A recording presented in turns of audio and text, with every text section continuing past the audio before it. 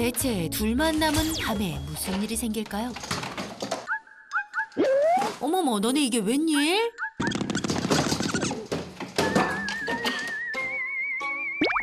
낮에 숨기만 하던 그 복덩이 정말 맞니?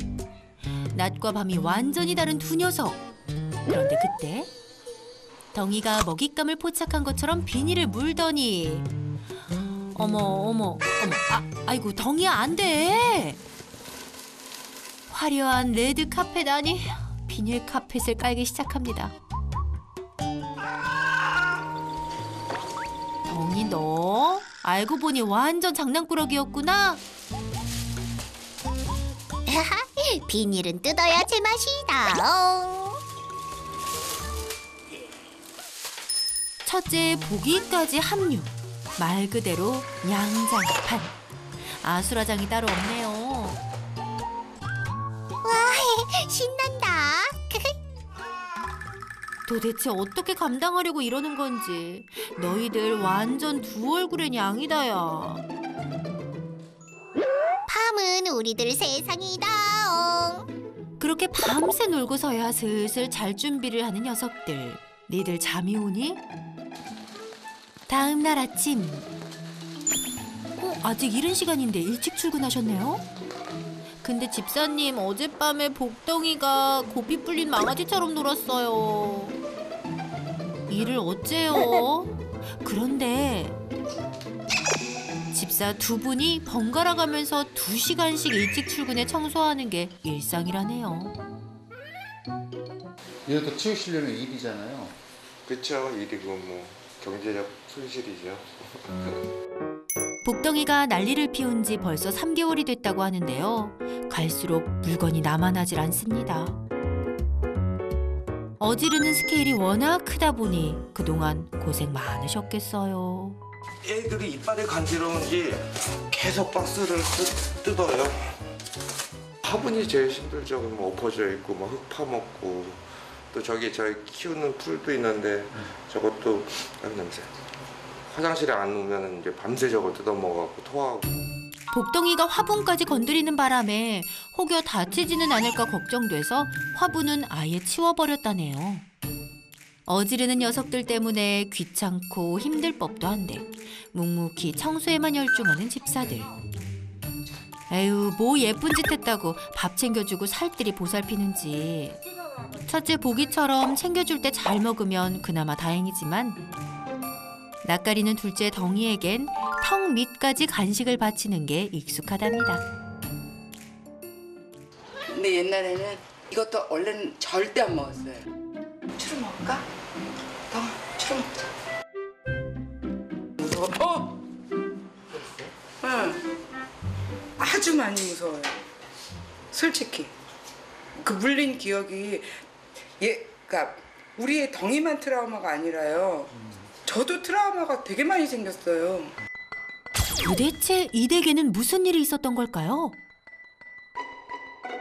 작년 10월 이웃집 지붕에 어미 고양이가 새끼 5마리를 낳았는데 어느 날 어미가 건강한 새끼 3마리만 데리고 떠나버렸고 남겨진 2마리가 동네 사람에게 해코지를 당하고 있었다고 합니다. 고양이를 내려가라고 해갖고 그 첫째 보기가 떨어졌어요. 떨어졌지. 그 이불 가져오고 박스 가져오고 남자 2분이 와서 이제 도와주셔갖고 4명이서 한 30분 동안 실갱이 하다가 30분 넘게 실갱이 하다죠. 다행히 크게 다친 데 없이 집사들의 사무실에 보금자리를 마련하고 조금씩 안정을 찾아갔습니다. 그런데 복덩이가 새로운 집에 적응한 후 녀석들과 함께 병원에 간 날 더 큰 위기가 찾아왔습니다. 진짜 그거 한번 보셨어야 돼요. 병원을 얼마나 초토화로 만들어놨는지. 정말 보기가 이제 그때 저를 너무 심하게 앓혀갖고 저는 이제 할 수가 없는 상태였고 이제 신랑이 덩이는 우선 내가 잡을게 뭐 이렇게 해갖고 잡았는데 주사를 놓으려고 하니까 신랑을 장갑을 딱 물었는데 장갑 낀 상태에서 아픈가 보다 했더니 보니까 이빨이 2개 빠졌어. 이빨이 2개가 박혀있고 장갑에 신랑은 그 장갑을 뜯고 벗어보니까 여기 다 이렇게 파였더라고요. 집사에게도 복덩이에게도 상처만 남았던 그날 이후 친해지기 위해 집사들은 갖은 노력을 했답니다.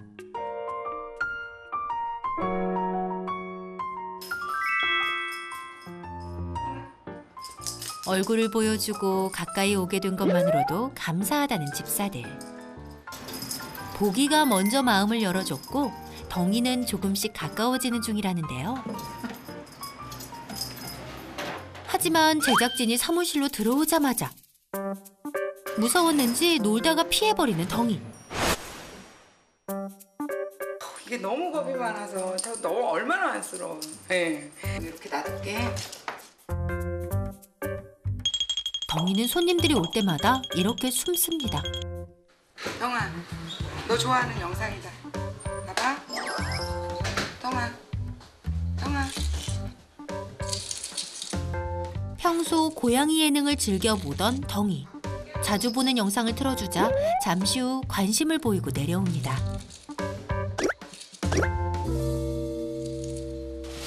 같이 놀지는 못하지만 아빠 집사가 복덩이를 위해 실력을 발휘합니다. 이거 왜 안 버려 두신 거예요?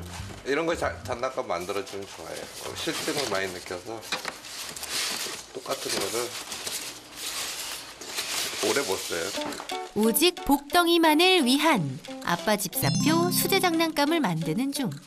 이게 11개째. 왜냐면 만들 때 2개씩 만들어주거든요. 뭐 각자 쓰는지는 모르겠는데. 자주 만들다 보니 이제는 도면을 보지 않아도 뚝딱 만든다고. 아빠 집사가 디자이너라 그런가? 우와, 장난감 퀄리티가 남다릅니다. 아, 이쁘다. 너무 좋아요. 또 새 거는 더 좋아하니까. 밤에 갖고 놀겠다. 코로나 때문에 진짜 힘들었거든요. 근데 복덩이를 잡고 입양을 결심한 그 주에부터 일이 막 들어오는 거예요. 그래서 정말 신기하다. 얘네들이 진짜 복덩이인가 보다. 하지만 해가 지면 복덩이를 물어다 준 만큼 짐덩이를 만든다는 게 함정. 다행히 아빠 집사가 새로 만들어준 장난감이 복덩이 마음에 들었는지 시작은 나쁘지 않습니다. 그래, 지금처럼 장난감만 가지고 놀면 된다 얘들아. 응? 그런데 갑자기 울기 시작하는 덩이. 울기만 하면 다행이게요.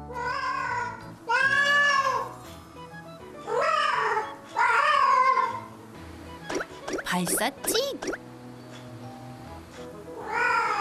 여기저기 소변 테러까지. 혹시 복덩이 발정기가 온 걸까요? 그 중성화 때문이에요.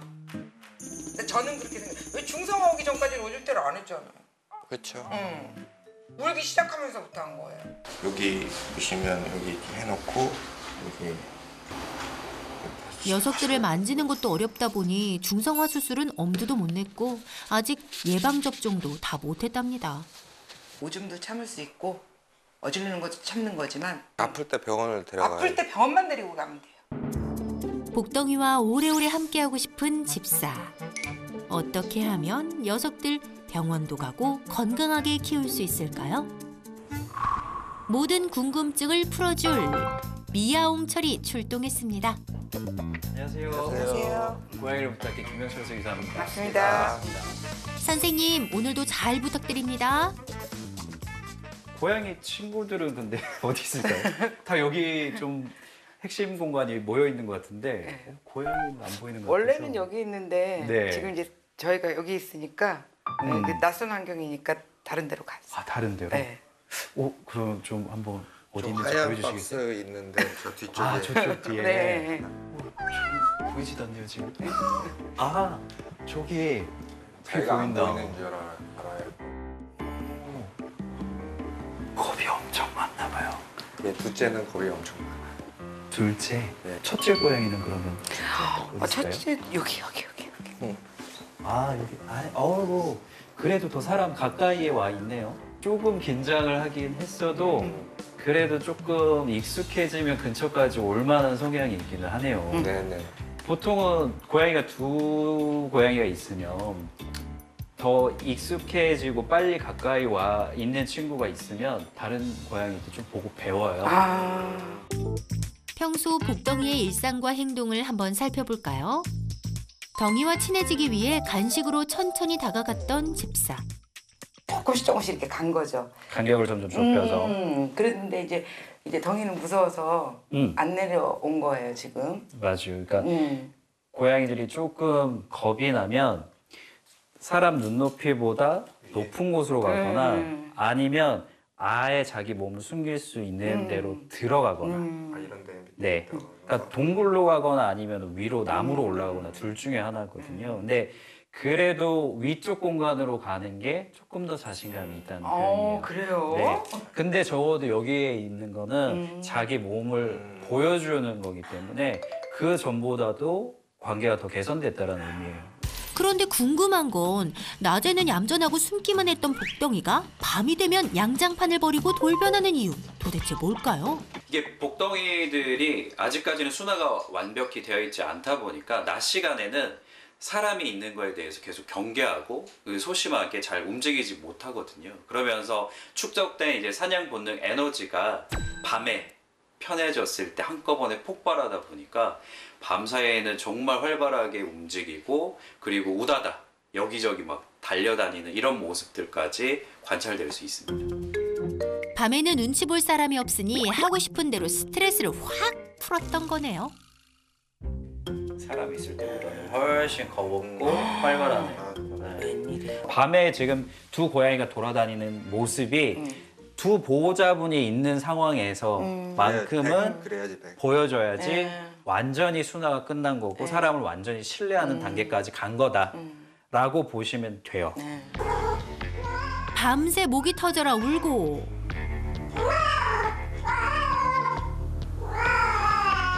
여기저기 소변 테러하는 건 발정기 증상이 맞나요?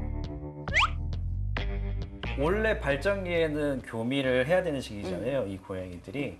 근데 수컷 고양이들을 끌어들여야 되니까 울어서 소리로 알리고 그다음에 그때는 소변 성분도 변해요. 그래서 냄새가 더 심해? 거기에 페로몬이 섞여요. 내가 지금 성숙이 되었고 그다음에 교미 후에 출산할 준비가 되어 있다는 정보를 남기기 위해서 그런 식으로 이제 스프레이를 하기 시작해요. 암컷 고양이들도. 그래서 냄새가 더 지독한 거예요? 좀 달라요. 암컷 고양이들도 발정기가 되면 그 자기 영역 표시를 하려고 하는 습성이 더 강해지거든요. 지금 복덩이 같은 경우에도 발정기가 오면서 그런 행동을 보이고는 싶은데 낮에는 신경 쓸 게 너무 많은 거죠. 사람들이 계속 있다 보니까. 대신에 그런 걸 이제 거리낌 없이 표현해도 되는 밤 시간이 되면 원래 있던 습성대로 여기저기에다가 소변 테러, 스프레이를 하는 행동을 보이는 걸로 생각이 됩니다. 앞에서 그냥 이렇게 뒹굴뒹굴 할 수 있다는 거는 완전히 경계심을 푼 상태거든요. 거리가 한 1m 정도만 거리가 좀 주어지면 전혀 긴장을 안 하는 정도까지는 지금 가까워지셨네요. 집사님들 노력이 헛되진 않았네요. 그리고 칭찬해드릴 것도 있답니다. 고양이 순화를 하면서 실패하는 경우 중에 하나가 사람이 있을 때 위에서만 이제 머물러 버리는 친구들이 있어요. 근처에 내려와도 안전하다는 거. 마지막에 그 공포심을 극복할 수 있는 그 단계를 넘어가는 게 되게 중요한데 지금 그런 요소들이 적절히 지금 사용되고 있어서 다행이네. 그래서 그 거리가 지금 좁혀진 거예요. 높은 곳에 숨지 않고 바닥으로 사람 가까이 내려오게 하는데 아빠 집사 장난감도 한몫했다는 것. 여자 보호자분하고 지금 고양이들 복덩이 간의 이런 관계는 상당히 친밀해졌어요. 아빠는 아직까지 무서워요. 왜냐면 남자 어른이 두 가지 핸디캡이 있어요. 하나는 덩치가 커요. 보통 키도 더 크고 그 다음에 목소리도 저음이고 기본적으로 좀 더 상대 고양이를 이렇게 압박하는 소리가 대부분 저음 톤이기 때문에 남자 어른은 처음에 친해지게 좀 핸디캡이 있어요. 그리고 이 친구들 처음에 구조될 때 좀 학대 상황이 있었다고 저가 들은 것 같은데 혹시 그 학대를 하셨던 분 성별도 좀 남자분이시고 남자고 덩치도 있으시고. 그렇죠. 근데 그러면 이제 추가적으로 남자에 대한 트라우마도 어느 정도 추가적으로 더 있는 상황일 수 있어서 좀 더 어려운 관계 개선이 되는 거죠. 순화를 100으로 보면 지금 보기는 얼마나? 보기는 그래도 저는 한 80%온 것 같아요. 덩이 같은 경우에는 한 60% 정도. 60이요? 네. 왜냐하면 이 정도 거리까지 오고 사냥놀이에 반응하고. 여기서 20% 더 가면 보기만큼. 근데 제가 봐선 보기가 먼저 더 진행이 돼야 따라서 덩이도 이제 좀 더 가까워질 거다. 예방접종 받고 저희가 처음에 병원 갔을 때 난리가 났었거든요. 근데 이제 보기는 한 2, 3일 숨어 있다가 내려왔는데 덩이는 한 달 정도 안 내려왔었어요. 병원에 갈 때 그러면 스트레스 정도가 덩이는 훨씬 크다는 말이에요. 순화도 덜 돼 있고 지금. 그러니까 스트레스를 2배로 받을 수밖에 없는 거잖아요. 그러면 시간적 여유를 조금 더 두고 병원은 가요? 병원을 조금 더 순화가 된 상태에서 가는 게 저희랑 낫죠. 더 친해진 다음에 네. 가는 게 더 맞다. 네. 지금 복덩이네 같은 경우에는 순화가 잘 이루어지고 있는 과정 중에 있어요. 그렇기 때문에 지금 좀 섣불리 바로 중성화를 진행을 하려고 하면 오히려 지금까지 잘 형성됐던 관계가 한순간에 깨져버릴 수가 있기 때문에 조금 더 순화가 이루어진 상태에서 그 다음에 중성화를 진행하는 게 나을 것 같습니다.